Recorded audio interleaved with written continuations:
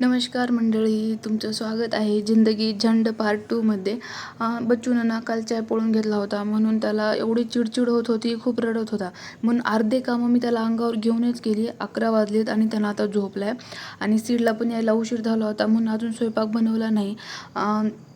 तर याआधी माझी एक आय डी होती आणि त्या आय डीवर मी व्हिडिओ बनवायची, फक्त आवड म्हणून बनवायची.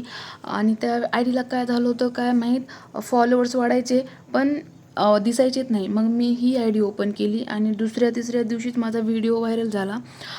तुम्हाला माझे व्हिडिओज आवडायला लागले, पण मला भीती वाटायची, एवढे लोक व्हिडिओ बघतात, लहान मोठे सगळे बघतात. मग आपण असे काहीतरी व्हिडिओ बनवू ज्याच्यामुळं काहीतरी शिकायला भेटेल. आणि मी ट्राय पण केलं, पण लेकरांमुळे शक्य झालं नाही.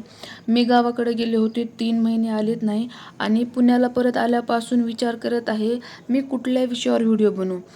ॲक्टिंग, कॉमेडी, ड्रामा तर माझ्यामध्ये विचारूच नका, एवढा कुटकुटके भरलेला आहे. पण मी विचार केला कॉमेडी करणारे क्रिएटर तर खूप आहेत, पण आपण काहीतरी वेगळं करावं. लहान मुलांवर, स्त्रियांवर, स्त्रियांच्या लाईफवर व्हिडिओज बनवायचं. 8 दिवसांपासून ट्राय करत आहे, खूप सारे विषय पण निवडून ठेवलेत, पण लेकरं ना शूट करू देतात ना व्हिडिओ बनवू देतात. म्हणून आता मी ठरवले फायनली आपण ब्लॉग बनवायचं, जोपर्यंत माझा मुलगा समजदार होत नाही तोपर्यंत. आणि त्यामुळं माझी आवड पण पूर्ण होईल आणि नुसतं लेकरांना सांभाळून डोकं पागल होते, रडू येते कितीदा तरी. मग व्हिडिओच्या नादानं स्वतःला पण टाईम देता येईल. तर खूप खूप धन्यवाद तुम्ही माझा व्हिडिओ शेवटपर्यंत बघितल्यामुळं. आणि आता मी डेली ब्लॉग पोस्ट करणार.